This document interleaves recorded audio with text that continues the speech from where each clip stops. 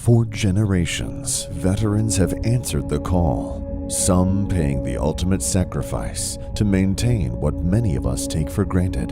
This is Legacy Generations, and these are their stories.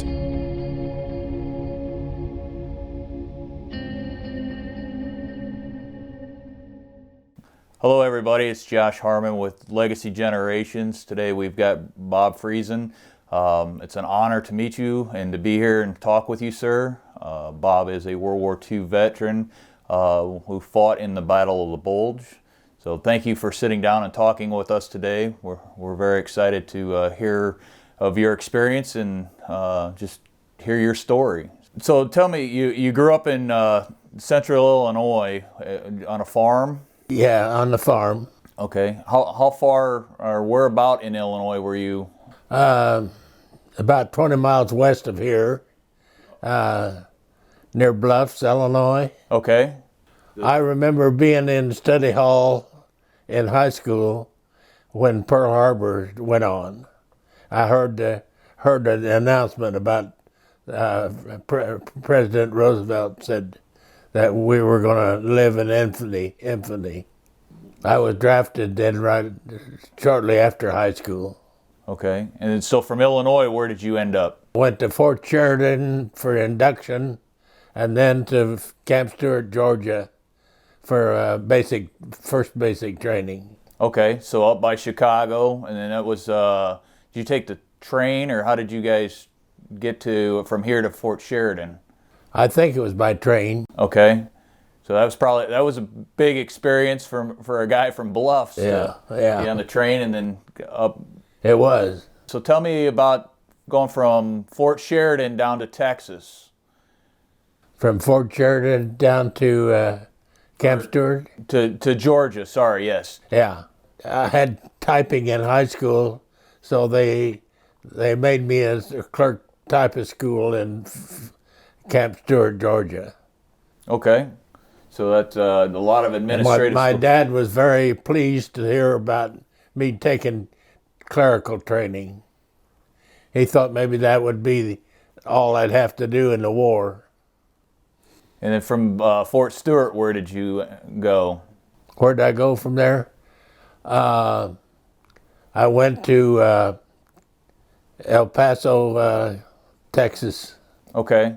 Yeah, I remember you saying that you were in Texas. I forgot that you had gone to Georgia before Texas. Yeah. I went to Texas and took more aircraft training there in Texas. Okay. Yeah, they slides identify all the different enemy aircraft. You think you could still identify all the aircraft? I doubt it. It's all changed so much, but okay. So now from Texas, went from Fort Bliss to the East Coast, and was supposed to be in training to look for enemy aircraft, and then the bulge started getting pretty bad, so they transferred me to the infantry from that kind of situation, and I went. They assigned me to go to camp. Paris, Texas, and I was take 6 more weeks of infantry training. So they were throwing all sorts of Army training at you just right off the bat. And then it was getting close to the end of the year, and so I was given furlough to go home on New Year's Day, Christmas and New Year's at home, and then. I was to get on the Queen Elizabeth New Year's Day to go overseas, and the reason it was on the Elizabeth by itself, no escort, it was fast ship and went fast to outrun the U-boats. Oh, I did. And we had to go to Glasgow, Scotland, to have deep enough water to dock for that big a ship. Were you nervous being on a ship that big? Oh yeah, I could hear the waves slashing against the. I couldn't swim. Wouldn't done me any good to be able to, but I could hear the waves slapping against the boat, and that made me very nervous. Well, what was your? So you guys end up in Glasgow. So were you able to get off in Ireland and? Went from Glasgow, then I got on troop ship and went down through British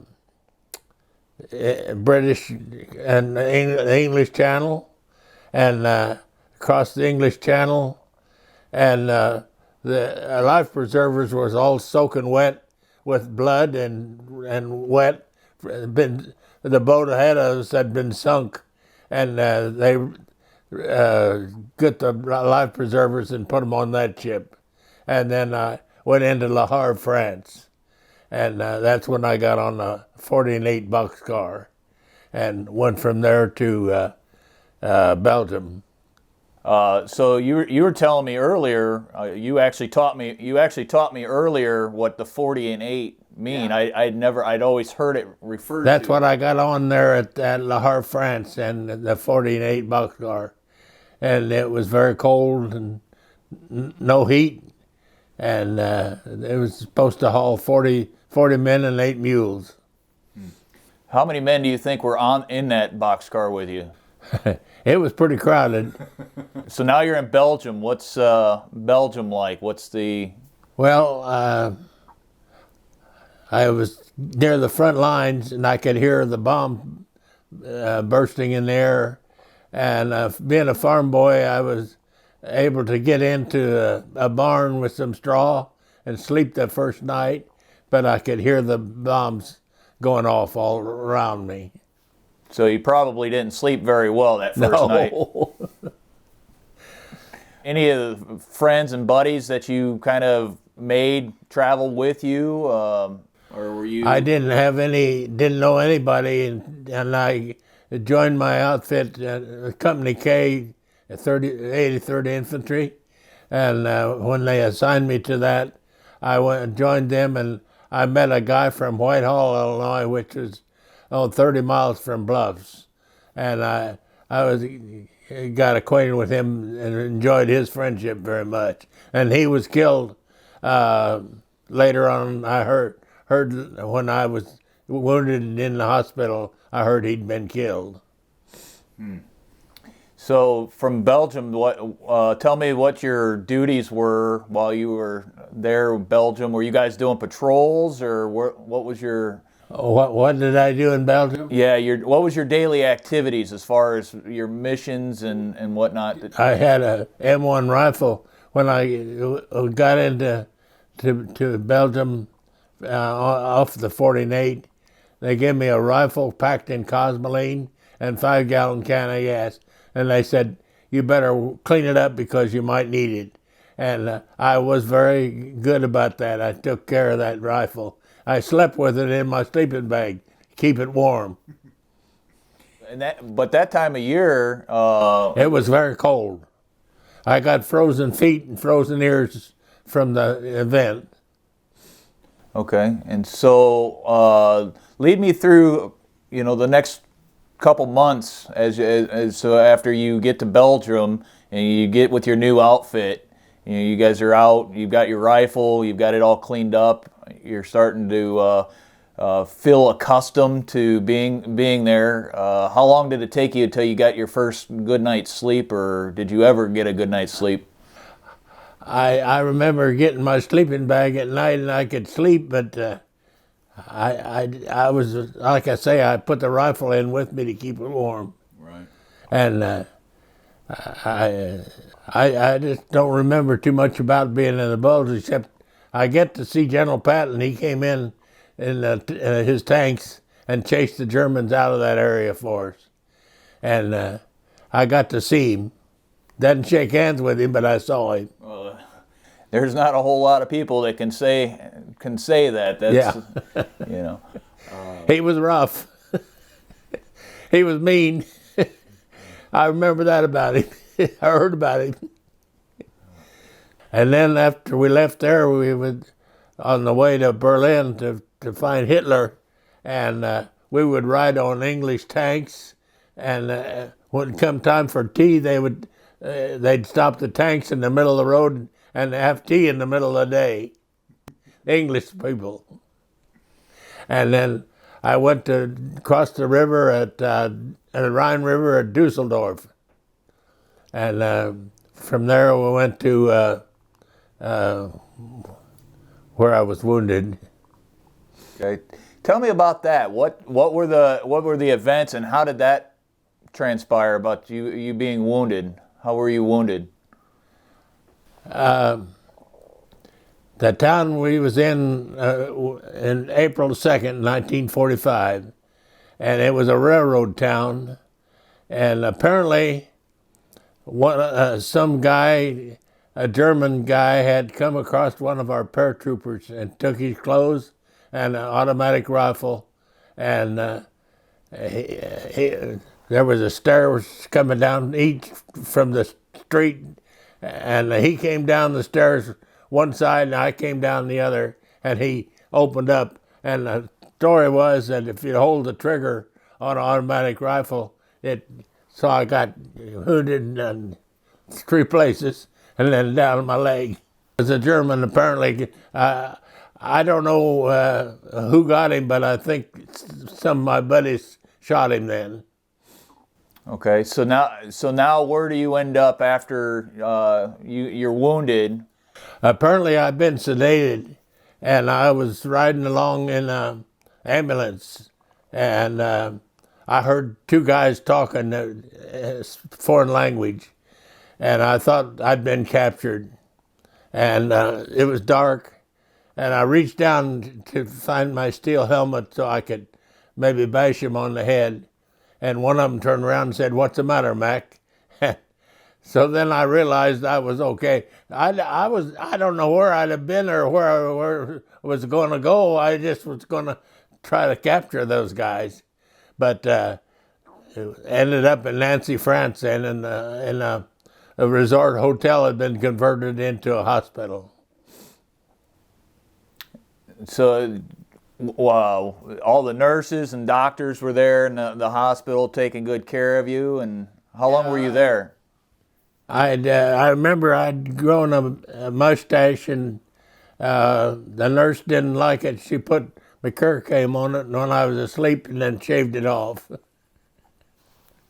She didn't think you looked good in a mustache, huh? And I got acquainted with a black guy. We got Christmas presents then, and we made fun of he called them the chocolate drops, and we made fun of those because he was black and I was white. So how long were you in the hospital there in Nancy? I was there about 3 weeks, and then I got the double appendicitis, and so I was there again long enough that the war was over then, when I was shipped back to my outfit from there. Okay, so now the war's over. What the celebrations going on in the villages that you passed through? I was made into clerk, company clerk, because I had my experience in typing, and they made me a company clerk, and immediately I saw where it called for a promotion. I was a PFC, and so I made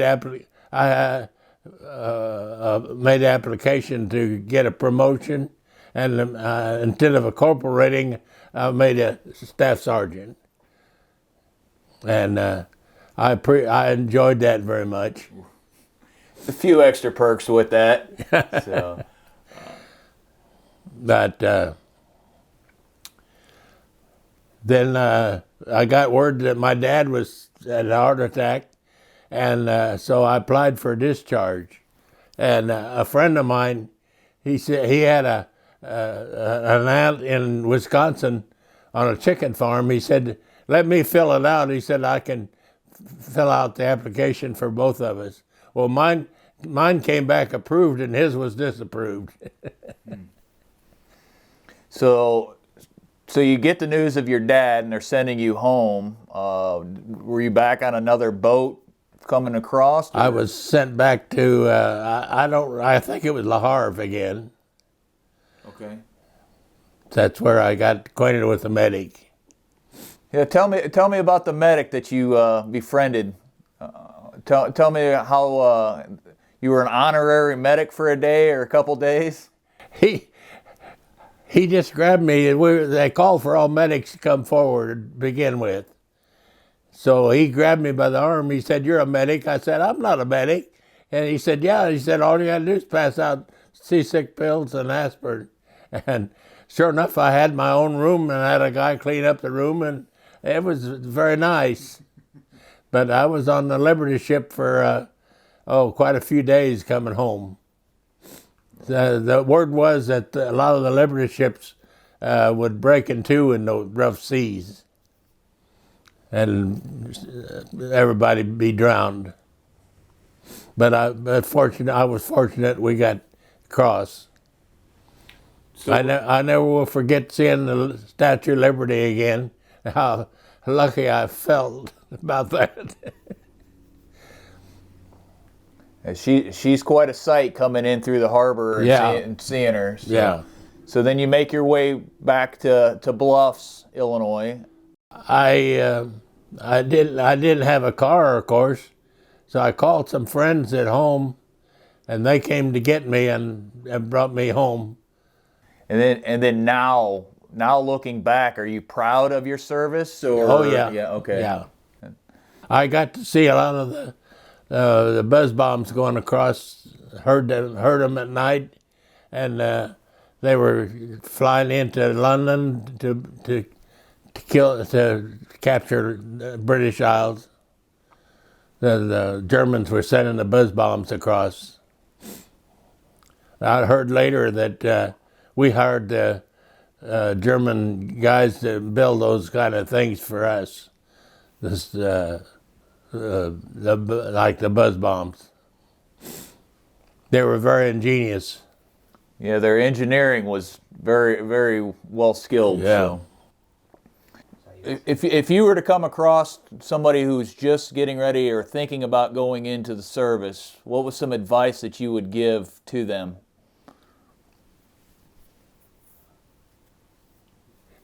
It's I think all young people, all young men should serve. It's a very good disciplinary action. It teaches you discipline. I think it's good for young men to be in the service. And if they were getting ready to go overseas on a deployment to someplace, whether it's Iraq, Afghanistan, or if they get called to go overseas, would you have any advice for them as well? I was issued a Bible, and I was always a good student of the church, and you should always remember all those things that you were taught in your childhood. So I would advise anybody the same way.